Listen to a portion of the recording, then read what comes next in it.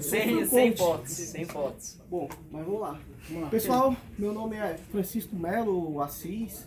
Eu trabalho na Concrete há 3 anos. Esse é o terceiro Coders que eu participo. O primeiro foi de Java, o segundo .NET, agora é de QA. O próximo talvez seja de RH. Não sei. Python. Pô, pode ser uma boa? Python. Então, até agora, os nossos colegas aqui começaram falando sobre qualidade desde o momento da concepção. Então, lá no início, quando você estava falando do negócio, você já estava construindo o BDD, já estava criando a sua especificação, por exemplo. Aí depois a gente passou mais para frente e criou um teste para o nosso front, depois criou um teste para o nosso back-end. E no final, quando a gente rodou o nosso BDD, ele deu sucesso. Por quê? Porque toda a especificação foi rodada com sucesso e o que a gente esperava ocorreu corretamente. Então, o que significa isso? Significa assim, qual o propósito dos testes? Então, na nossa cabeça, o propósito do teste ele é bem claro, né? É o quê? É validar, documentar, verificar. Porém, o propósito do teste é mais do que isso. É algo que a linha do acerte. É o quê? É validar que está pronto. Então, quando a gente roda lá o nosso teste de aceitação, quando a gente fez o nosso Cucumber lá na primeira palestra e rodou lá no final, a gente verificou que estava pronto. Chegamos no final. Quando a gente pegou o nosso teste lá de imagem, que o chefinho fez aqui, e rodou e deu 99% ou 100% de precisão, verificamos que estava pronto, não tinha mais nada a ser feito. Ok? Bom, então, hoje a gente viu de uma forma ou outra esse elemento que todo mundo já conhece, que é a pirâmide de testes. Então, falamos sobre testes que envolvem o AI, falamos testes que envolvem o serviço, falamos testes que envolvem a unidade, desde o negócio até ali o micro do código, ok? Então, para poder... Então, depois que tudo isso está pronto, a gente já pode colocar o nosso software em produção. Normalmente, o que a gente faz? Utiliza uma integração contínua, ou a gente coloca em produção de forma manual, ou de forma automatizada, que já seria aí um continuous deployment, que ele já colocaria direto para a produção. Mas como a gente sabe que está ok para ir para a produção? Aqui, há alguns minutos atrás, muita gente citou, mas aí o cliente vai descobrir esse bug entre o front e o back. Aí outra pessoa falou mais ali atrás, mas como é que a gente garante que isso aqui vai estar funcionando? Algumas vezes a gente não consegue garantir antes de entrar em produção. A gente só vai identificar determinados problemas quando está em produção. Então, para isso, a gente tem que ver a coisa de uma outra dimensão. Tem que ver através da dimensão do quadrante de testes. Então, o quadrante de testes, ele divide, da mesma forma que a pirâmide de testes, os testes em 4 partes. Mas essas 4 partes, elas têm alguns focos em específicos. Então, tem um foco que ajuda o time e tem outro foco que critica o produto. Tem uma parte que é mais ligada ao negócio e outra é mais ligada à parte técnica. Pensando nessa forma, a gente pode pensar o seguinte: a parte que ajuda o time vai servir o quê? Até antes da gente colocar em produção. Serve para a gente garantir uma resposta rápida para o time. Por exemplo, passou na minha pipeline, rodou meu teste de pacto, e aí eu descobri que havia uma falha entre o front e o back. Beleza, eu posso reduzir esse problema antes de entrar em produção. Eu posso rodar os meus critérios de aceite, que foi feito lá desde o negócio até essa ponta antes de entrar em produção, passou tudo ok. Eu posso utilizar eles como documentação, e essa documentação pode ser vista por pessoas não técnicas. A gente, por exemplo, o Kobo já não está mais aqui, a gente participou de um projeto que a gente utilizou esse tipo de coisa.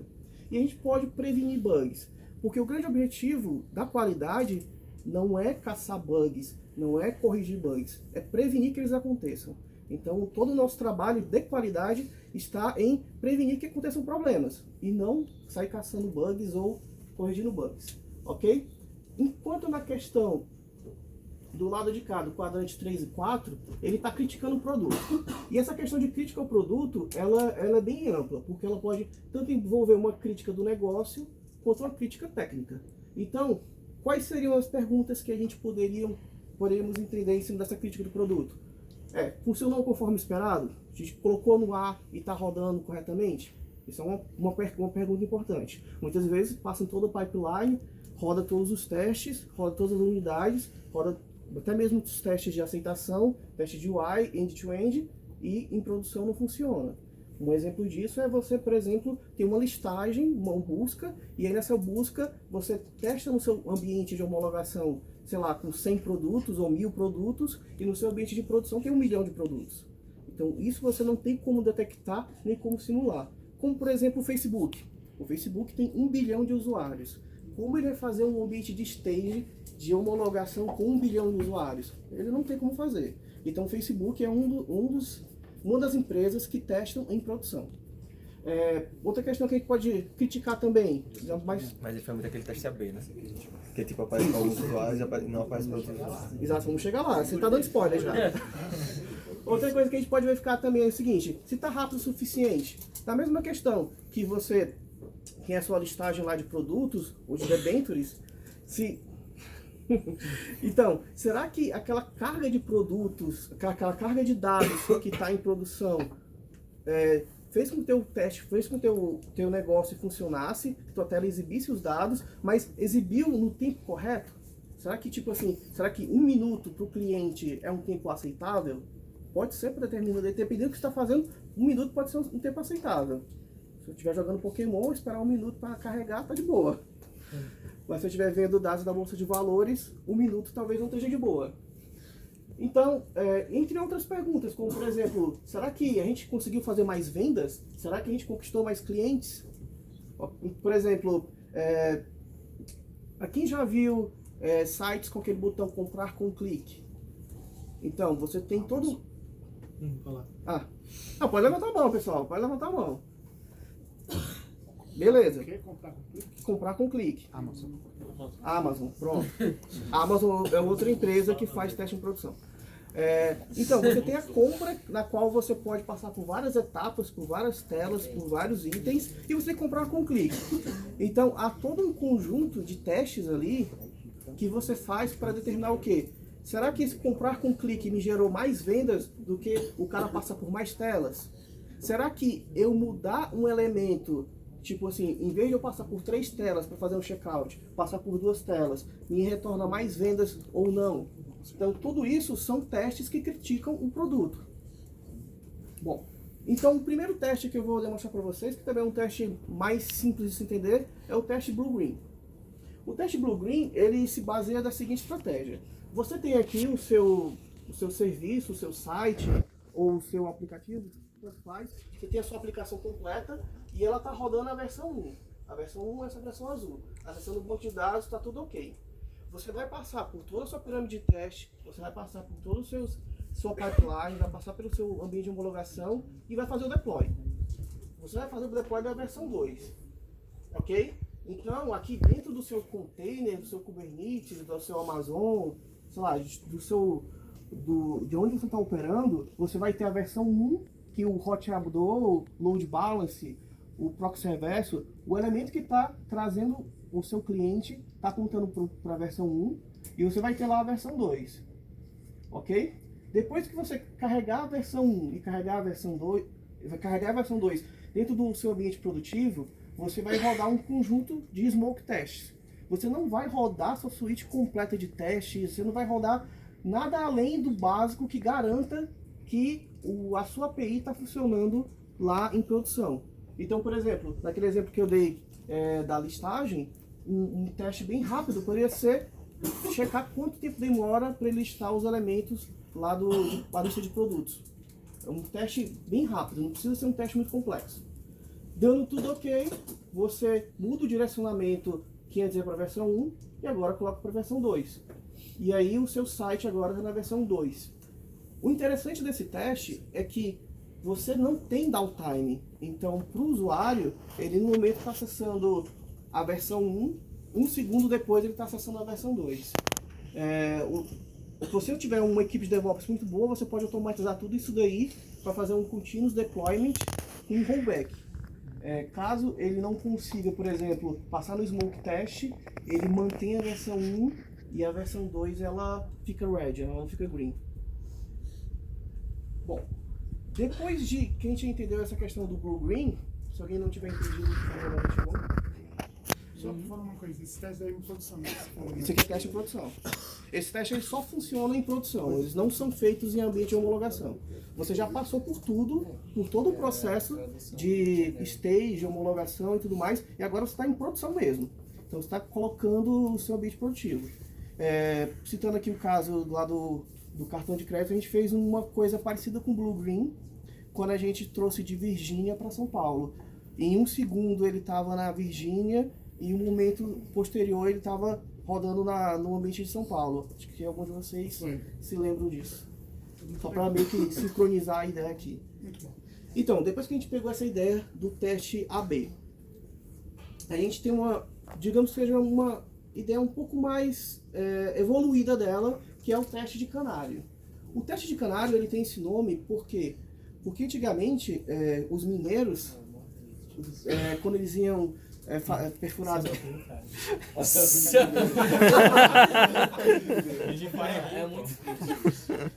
os mineiros sempre querendo causar, né?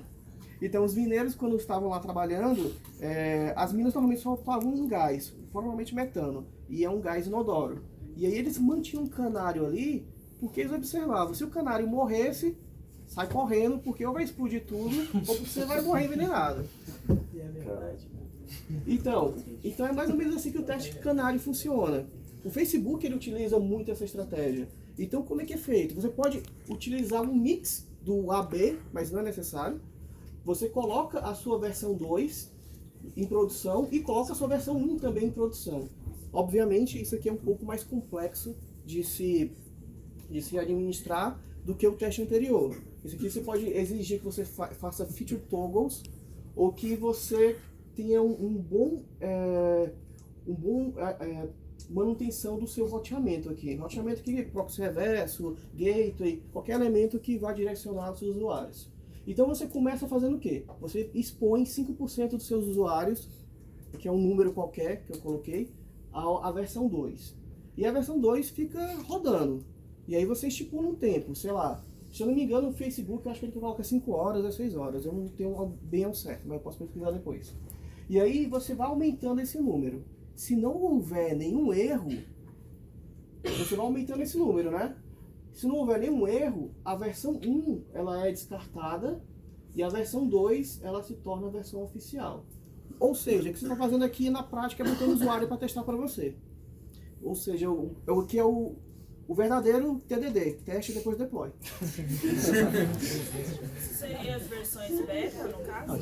Não, versão beta já é uma outra estratégia. Não, porque no Google Play ele usa isso aí. Tipo, você quando vai liberar para alpha, você libera alguma porcentagem e depois você vai incrementando essa porcentagem.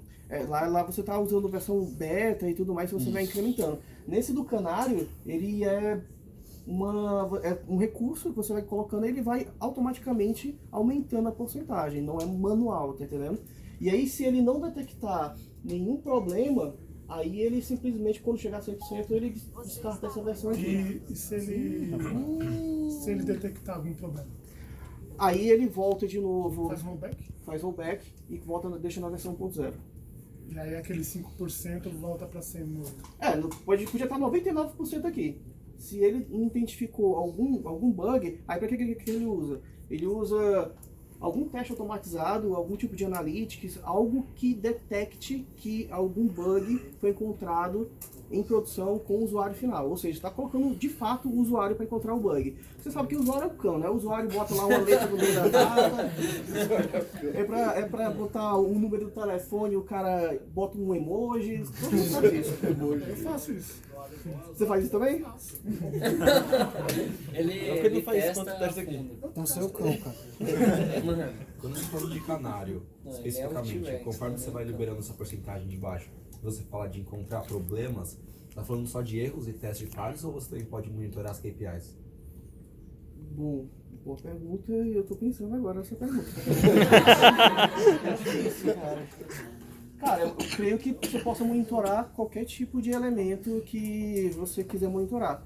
Por quê? Porque esse teste é para criticar o produto. Então, se lá a sua KPI ela está criticando o teu produto e você tem como fazer isso, automatizado e tudo mais, você pode colocar isso no teste canário.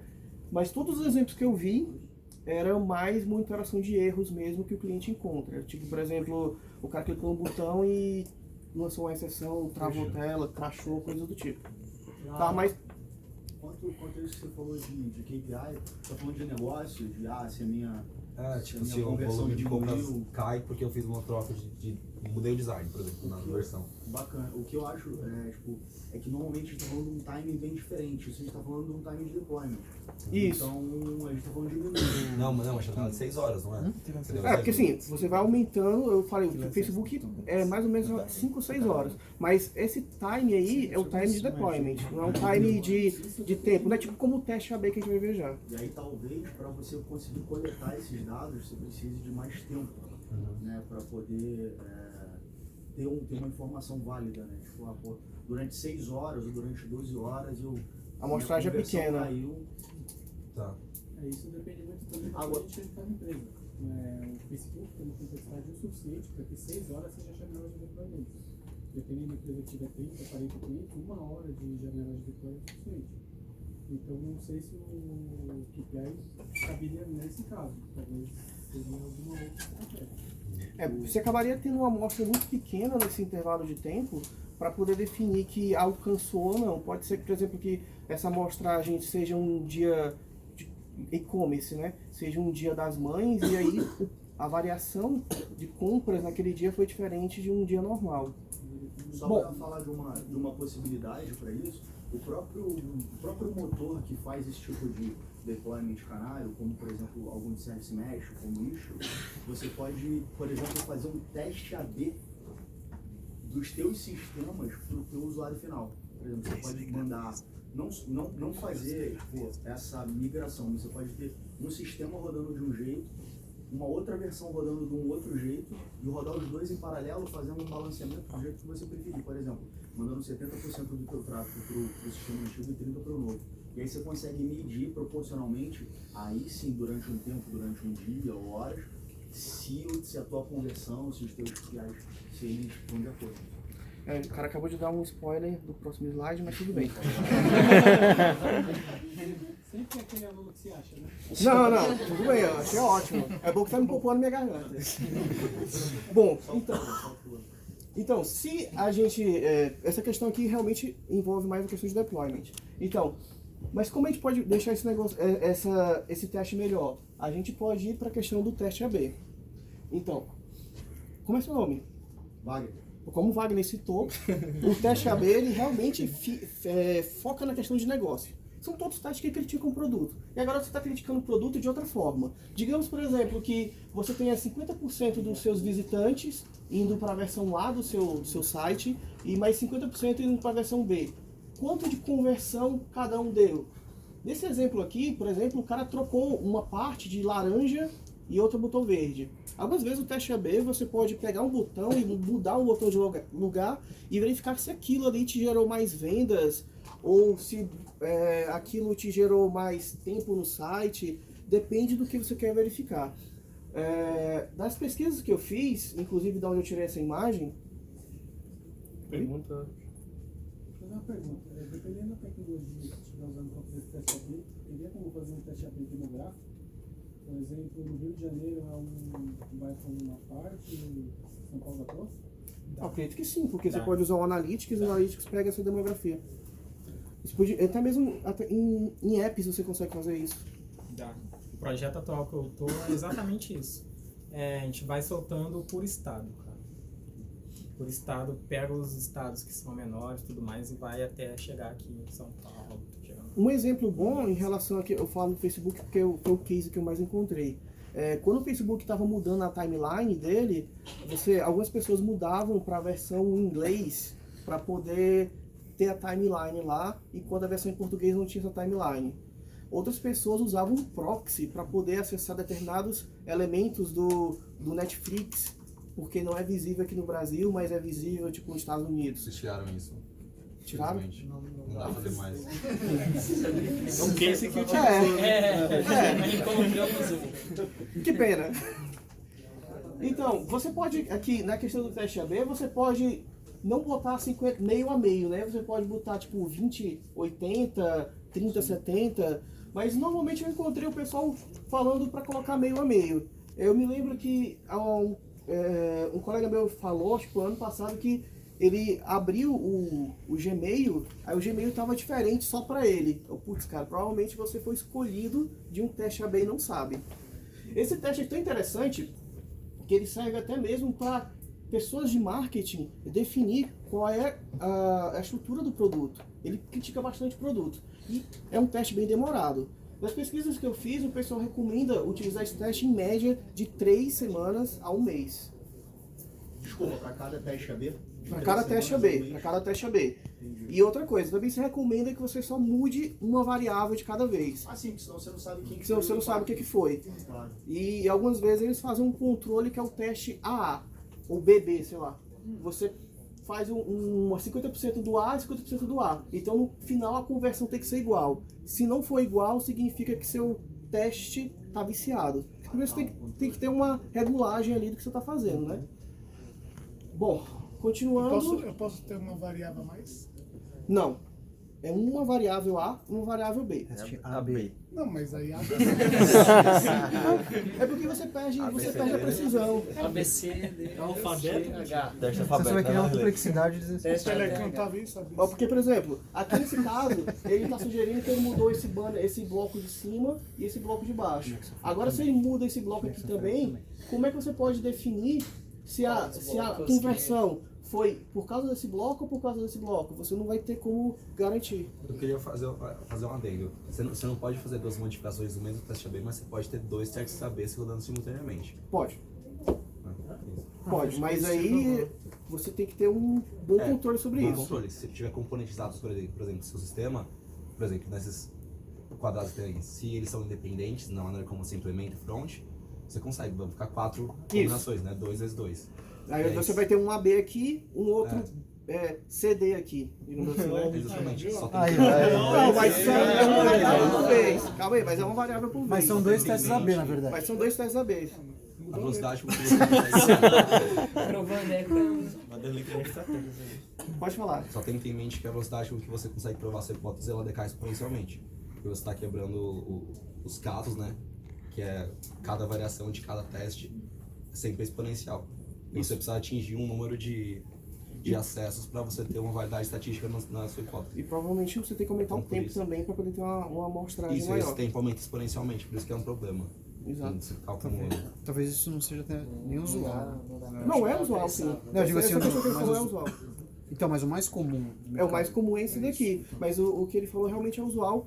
É porque assim, eu fiz uma vasta pesquisa sobre essas questões de teste em produção. Inclusive, depois, quem baixar os slides, dê uma olhada na referência.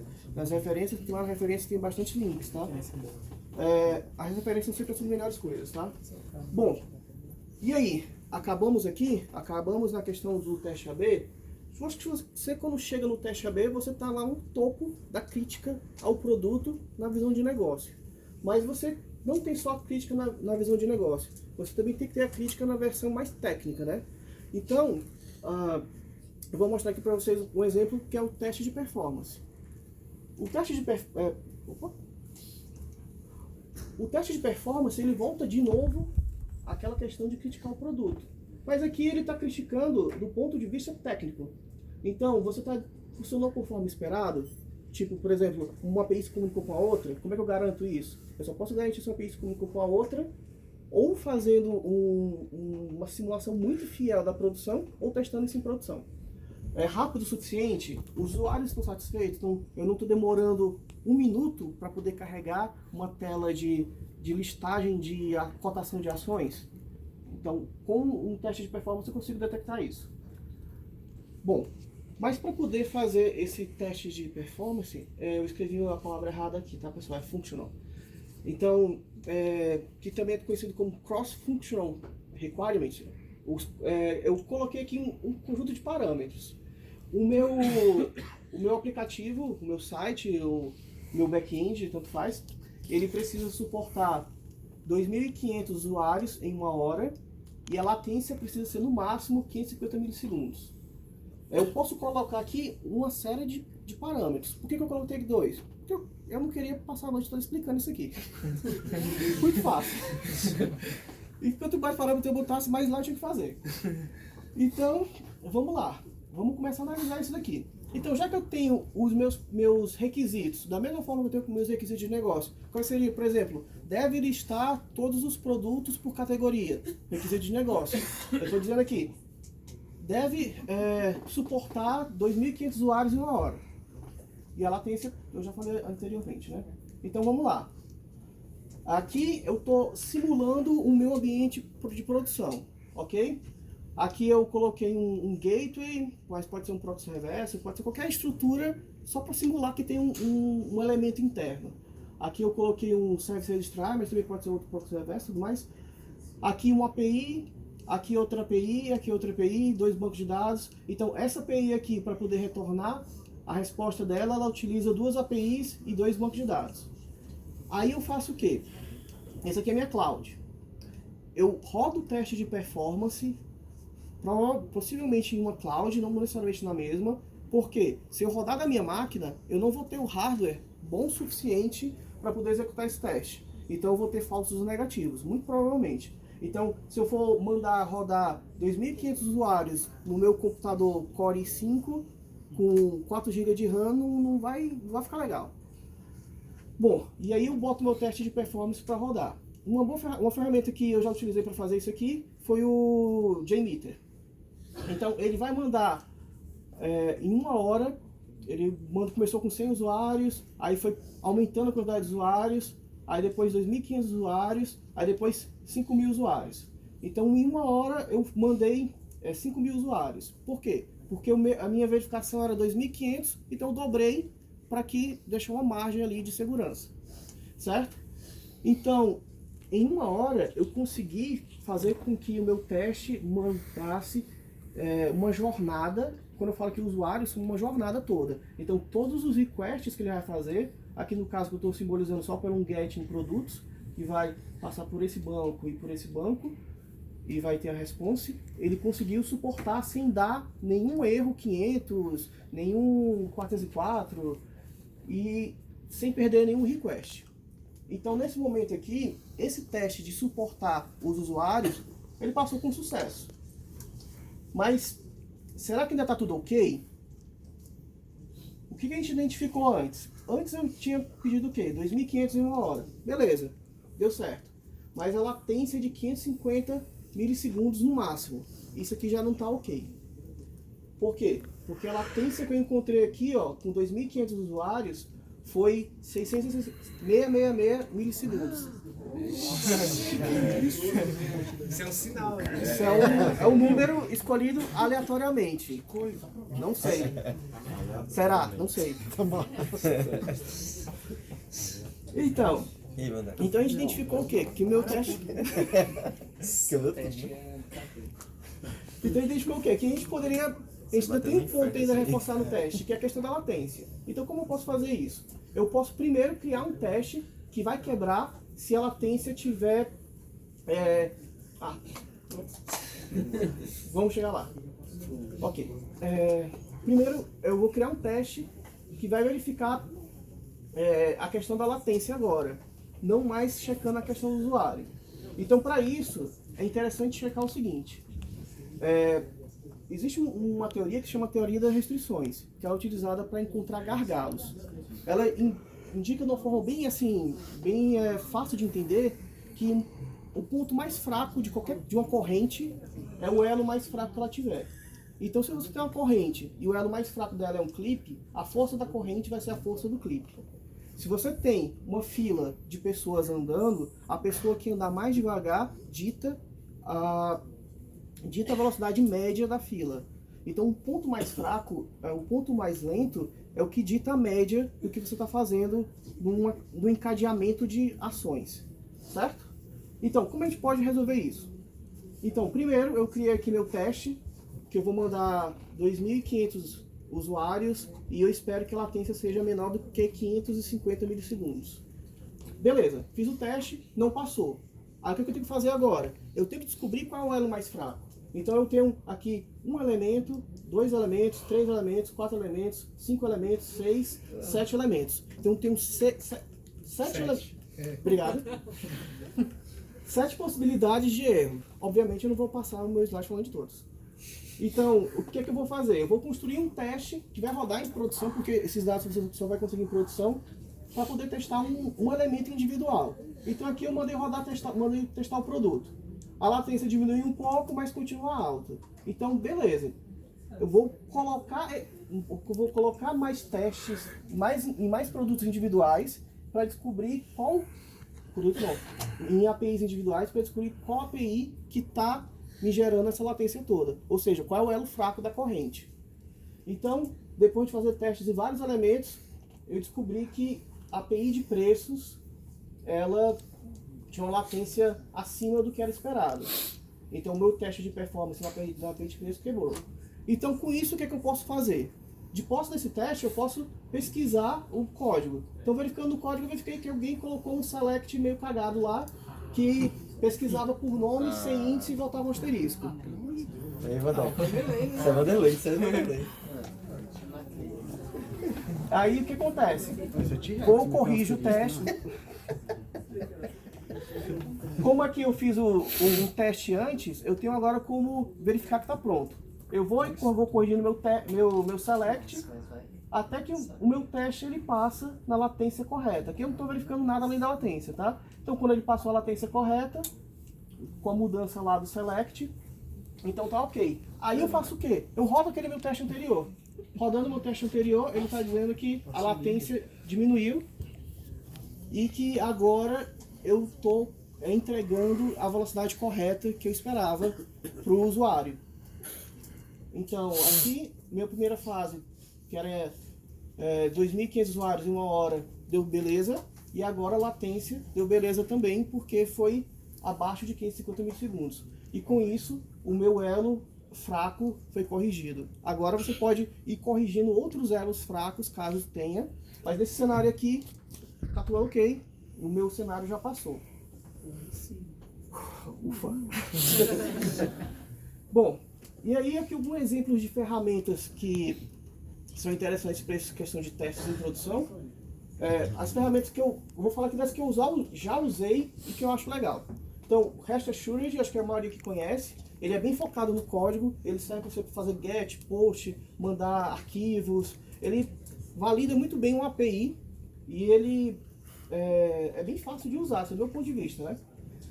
O JMeter, que eu já usei para poder fazer testes em API e tudo mais.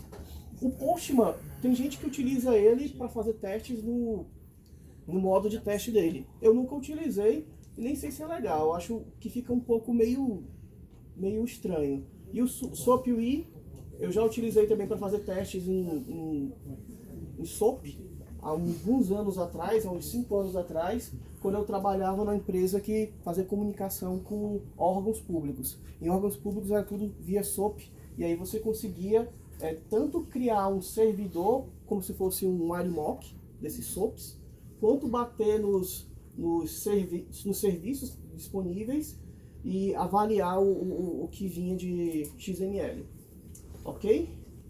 Então, bom, para poder fazer essa minha apresentação, eu utilizei como base esse livro Build Microservices, do Sam Newman, e esse livro bebeu do Agile Test, que é um livro também muito bom.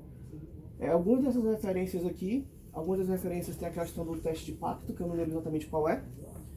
E é isso, pessoal. Eu espero que vocês tenham gostado. Aqui a gente trabalhou muito para fazer esse evento. Espero que todo mundo tenha ficado satisfeito.